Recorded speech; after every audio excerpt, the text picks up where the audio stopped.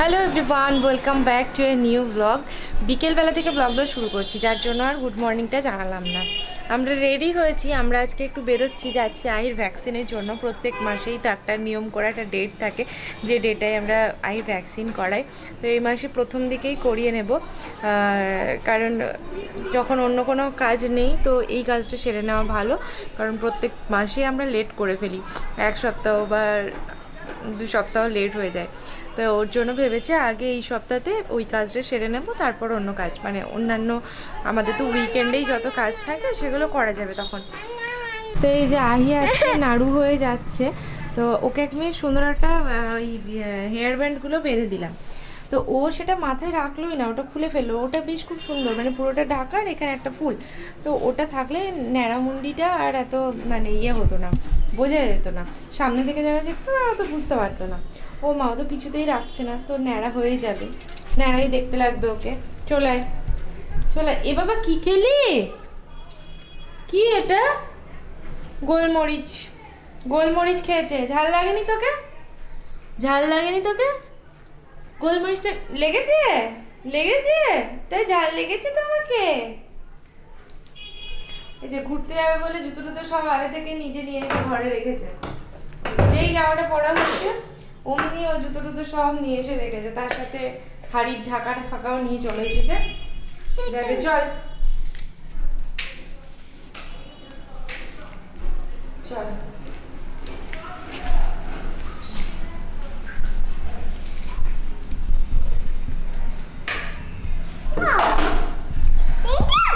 সেখানে বলছি বাহ, গুড গার্ল। আমি আর পাচ্ছি না এত গুড গার্ল নিয়ে থাকতে। আইকে নিয়ে দেশপ্রিয়কে ছাড়া কোথাও বেরোনো খুবই মুশকিল। নেহাত এটা ভ্যাকসিনের ব্যাপার, মানে উপায় নেই। শনি রবিবার মানে সবসময় ডক্টর থাকেন না, ওই মানে আমরা যে এটাই যাই, ও ক্লিনিকটায় যাই, ওখানে উনি থাকেন না, আরও দূরে। সেগুলো আবার যাওয়াটা অনেকটা দূর হয়ে যায়, ওর জন্য এটা কাছে কাছে মানে কাকুর কাছে, মানে কতটা কাছে বুঝতেই পারছো। তো ওর জন্য আমরা এটাতেই যাই। এছাড়া অন্যান্য দিন উনি যেখানে বসেন সেগুলো আবার আরও দূরে, তো ওর জন্য আমরা এটাতেই যাওয়ার চেষ্টা করি সব সময়। তো শুক্রবার আজকে, আর শনিবার উনি থাকবেন না, রবিবার সেই দূরের ক্লিনিকটায় বসবেন, তো ওর জন্য আজকে কাজটা সেরে নিচ্ছি। আর দেশপ্রিয়কে ছাড়া আমার একা একা আহিকে নিয়ে বেরোনোটা খুবই মুশকিলের ব্যাপার, যে সে যে জায়গায় হোক না কেন। এই এখন যাচ্ছি, আহির জল, ওর খাবার সমস্ত কিছু ব্যাগের মধ্যে ঢুকিয়েছি। তাছাড়া ওর প্রেসক্রিপশন, মানে যে ফাইলটায় ওর ভ্যাকসিনগুলো হয় সেগুলো সমস্ত কিছু নিয়ে ওকে রেডি করাটাই হচ্ছে, মানে আমি সেই 3:30 থেকে শুরু করেছি সব কিছু করতে। তাও তো আমি খুব তাড়াতাড়ি কাজকর্ম করি, তার সত্ত্বেও এখন বাজে কটা?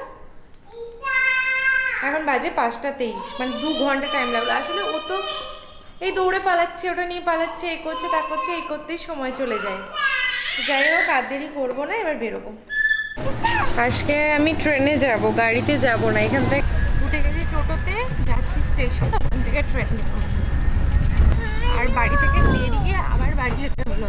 আগে জলের বোতল নিয়েছিলাম, তো দেখছি জলের বোতলটাকেও ফাটিয়েছে। কখন দেখছি হঠাৎ করে আমার জামা প্যান্টগুলো ভিজে যাচ্ছে কেন, তারপর দেখছি বোতল দিয়ে জল পড়ে পড়ে পুরো জামাটা ভিজে যাচ্ছে। সেই বোতলকে আবার বাড়ি রেখে এলাম। আর হয়তো জলটা ফেলে দিয়ে ব্যাগে নিয়ে চলে এলেই হতো, কিন্তু কেন আমি হেডেক নেবো আবার এক্সট্রা, ওই জন্য রাখতে গেলাম। আবার তারপর নিচে নামলাম। আমরা পৌঁছে গেছি, আর যে যার কোলে যাওয়ার সেখানে চলে গেছে সঙ্গে সঙ্গে। রাস্তায় এপার ওপার হতে দেরি, তার মধ্যেই চলে গেছে আহি। যাই, দেশপ্রিয়র নামটা লিখিয়ে রেখেছে, এটা একটা সুবিধেও। আগে পৌঁছে গেছে। আমার পৌঁছতে একটু লেট হলো, কারণ আহিকে নিয়ে রাস্তা ক্রস করা একটু মুশকিল, তো ওর জন্য আমার একটু টাইম লাগলো। ও এসে নামটা লিখে দিয়েছে, আশা করি তাড়াতাড়ি হয়ে যাবে। স্টেশন হয়ে গেল, আর আমরা তাড়াতাড়ি হয়ে গেল। যাওয়ার সাথে সাথেই নামটা, মানে দেশপ্রিয় তো আগে থেকে লিখিয়ে রেখেছিল নামটা, তো সেহেতু তাড়াতাড়ি হয়ে গেল। তো দেখলাম যে এখন একবার তাহলে বৌদির সাথে দেখা করেই আসি। কোনো ঠিক ছিল না, জানাইও নি, হঠাৎ করে চলে যাচ্ছি। আশা করি বৌদি বাড়িতেই থাকবে না? তবুও ফোন করে নিলে একবার।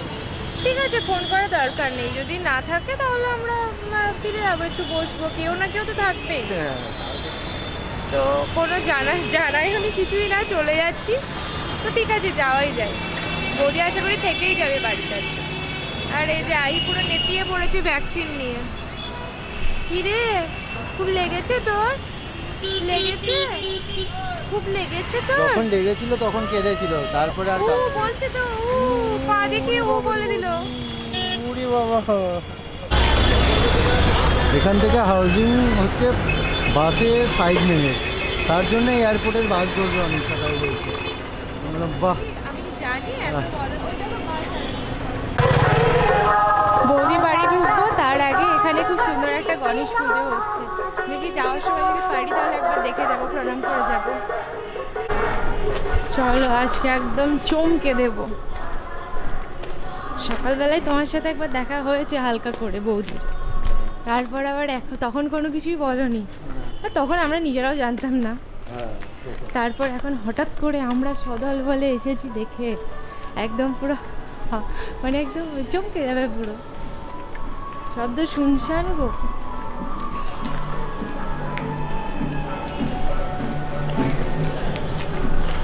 সব চারিদিক শুনশান, গিটার ওদিকে গিটার বাজাচ্ছে।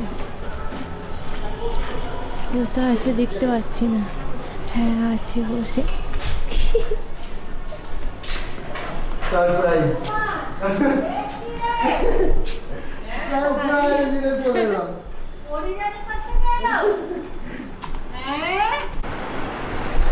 বৌদি আর অনিশা এখন গল্পে মত্ত, প্রচন্ড গল্প জমে উঠেছে। আর এখন জেম্মার কাছে খাবার খেয়ে নিচ্ছে আই। বুড়ি বাবা রে, কঠিন ব্যাপার তো। ভম্বলটা বৌদির কাছেই শেখা, আর দারুণ কাজ দারুণ কাজে দিয়েছে। কারণ নাম যদি ভম্বল হয় সে পেটাবে। আমাদের পাড়াতে এবার নাকি শুনলাম একটা ভম্বল আছে, এই যে তার আবার পেটে মোটা বুড়িও আছে। আর আমি আবার এত বড় ভম্বল দাঁড়িয়ে আছে, এত বড় ভম্বল তার এত মোটা বুড়ি, সে পেটের মধ্যে ঢুকিয়ে নিয়ে চলে যাবে। ব্যাস, তখন আমি কোথায় আর আমাকে কাকিমা বললো আমাদের পাড়ায় একজন আছে তার মোটা বুড়িও আছে। আবার আমার সর্বনাশ, সাথে নিয়ে কম্বল ভম্বল। এসো এসো এসো এসো কেন কেন কেন ভম্বল আর অন্য ঘরে তোমাদের নিয়ে যাচ্ছি। এই রুমটা হচ্ছে দ্য মিউজিক্যাল রুম।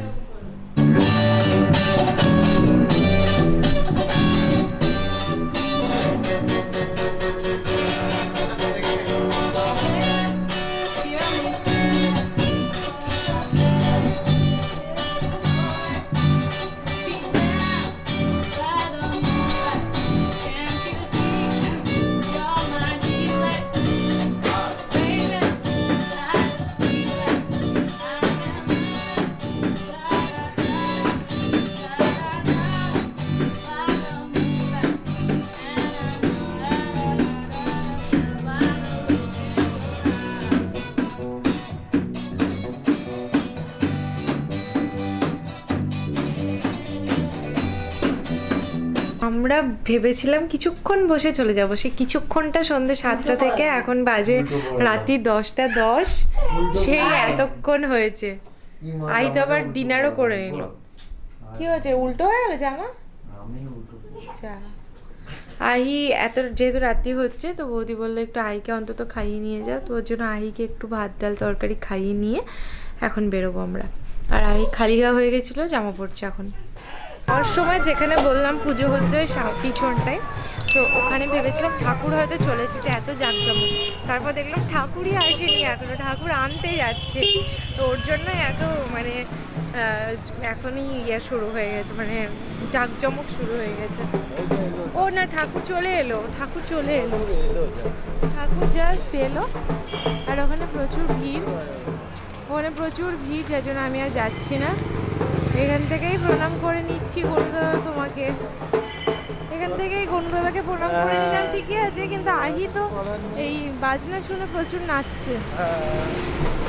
তাহলে বাড়ির পুজোতে গিয়েও কি করবে, সারাদিনই নাচবে মনে হচ্ছে তখন।